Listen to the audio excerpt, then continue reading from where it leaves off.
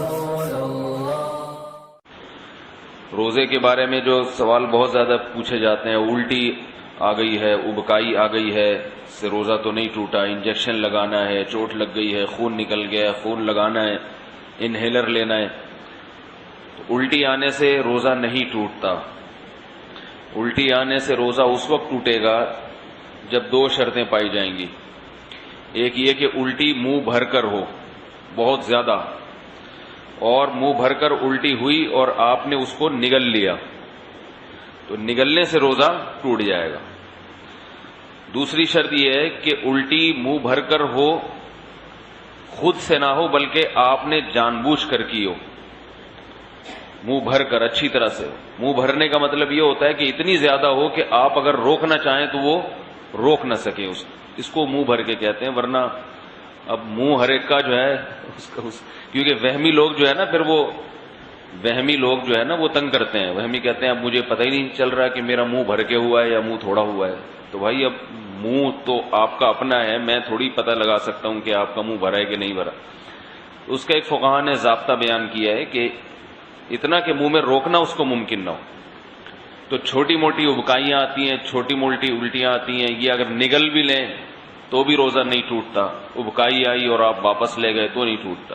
تو منہ بھر کر ہو اور آپ اس کو نگل لیں، یا نگلیں تو نہیں لیکن وہ منہ بھر کے خود سے نہیں ہوئی بلکہ آپ نے حلق میں انگلی ڈال کے قے کی ہے۔ تو عام طور پر ایسا کوئی کرتا نہیں ہے روزے میں، اس لیے اس کو اتنا بیان کرنے کی ضرورت بھی پیش نہیں آتی۔ اس کے علاوہ گلوکوز چڑھانے سے، انجیکشن لگانے سے روزہ نہیں ٹوٹتا۔ روزہ ٹوٹتا ہے کھانے پینے کے، ناک کے راستے یا منہ کے راستے کوئی چیز پیٹ کے اندر جائے، یا مقعد کے راستے کوئی چیز پیٹ کے اندر جائے۔ آنکھ میں دوا ڈالنے سے روزہ نہیں ٹوٹتا، خوشبو لگانے سے روزہ نہیں ٹوٹتا، خوشبو سونگھنے سے روزہ نہیں ٹوٹتا ہے۔ کان میں دوا ڈالنے سے روزہ ٹوٹتا ہے یا نہیں، اس میں علماء کا اختلاف ہے۔ پہلے جو ہمارے فقہاء ہیں انہوں نے لکھا ہے کہ کان میں دوا ڈالنے سے روزہ ٹوٹ جاتا ہے۔ اس کی وجہ یہ ہے کہ ان کا یہ خیال تھا کہ کان جو ہے نا یہ دماغ تک اس کا کوئی لنک ہے، ہم جب کوئی چیز کان میں ڈالتے ہیں تو دماغ میں پہنچتی ہے وہ، لیکن بعد میں جو ڈاکٹروں کی تحقیق ہے وہ یہ کہ کان میں کچھ بھی ڈال دیں وہ دماغ تک نہیں پہنچتی، نہ پیٹ میں جائے گی وہ، نہ دماغ میں جائے گی۔ تو اس تحقیق کی وجہ سے علماء کی رائے بھی تبدیل ہوئی۔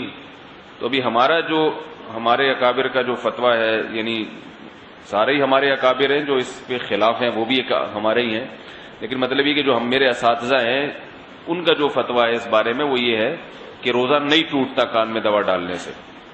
البتہ ہمارے ہی اکابر میں بعض اس کے قائل ہیں کہ ٹوٹ جاتا ہے، تو احتیاط یہ کہ نہ دوا ڈالی جائے، اور اگر کسی نے دوا ڈال دی ہے تو بھی کچھ نہیں ہوتا، انشاءاللہ روزہ نہیں ٹوٹے گا۔ آنکھ میں دوا ڈال دی اور اس کا اثر گلے میں محسوس ہوا تو بھی روزہ نہیں ٹوٹتا، سمجھ رہے بات کو؟ تو سر میں تیل لگانے سے روزہ نہیں ٹوٹتا، احتلام ہو جانے سے، نائٹ فال ہو جانے سے روزہ نہیں ٹوٹتا۔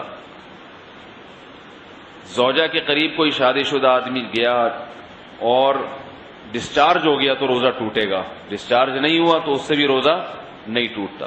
اور یاد رکھیں اگر اس نے ہم بستری کر لی تو پھر جو ہے روزہ بھی ٹوٹے گا اور 60 روزوں کا کفارہ بھی ہے اس کے اوپر۔ زوجہ سے ہم بستری بالکل حلال نہیں ہے روزے کی حالت میں، اور ویسے جان بوجھ کر روزے میں کھا لیا تو بھی روزہ ٹوٹے گا بھی، اور 60 روزوں کا کفارہ بھی ادا کرنا پڑے گا اس کو۔ تو رمضان میں کھانے کی اجازت نہیں ہے روزے کی حالت میں، روزہ ہی کیسا جس میں کھانے کی اجازت ہو، تو سزا بھی ملے گی، صرف روزہ نہیں ٹوٹے گا اس میں۔